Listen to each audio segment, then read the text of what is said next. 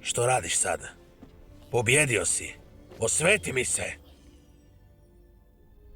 U osveti nema pobjednika.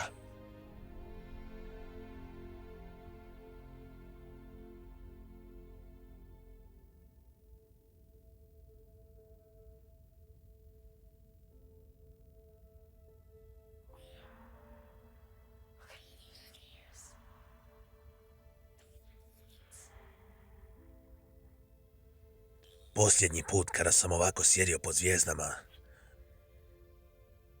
bio sam s njom. Osjećam ovu bol toliko dugo da je sad sve što znam. Kad sam izgubio Kanđu, isto sam se osjećao.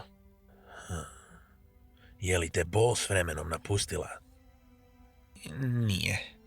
Ali naposljetku sam naučio da postoji nešto mnogo jače od boli. To je ljubav koju zajedno dijelimo. Toga se trebaš držati, Shadow. Marije možda više nema, ali tvoja ljubav prema njoj zauvijek ostaje.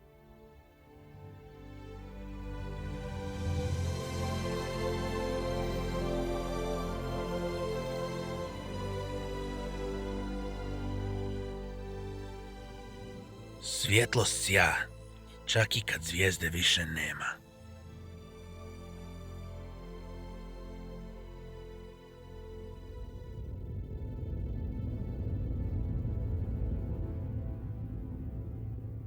Ovaj Ruso je moja krivica. Toliko me bijes zaslijepio da sam mislio da više nemam izbora. Ali uvijek imaš izbor.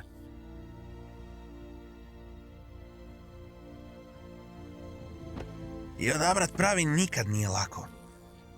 A još k tome, naučio sam da kad nešto fakat zabrljaš, to ne vreš ispraviti sam.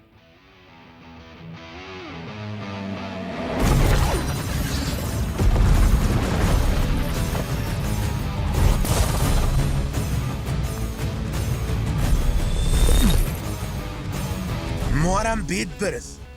Nemoj mi reći da imaš poštapalicu. Nego kako novi ježu? I svi je obožavaju.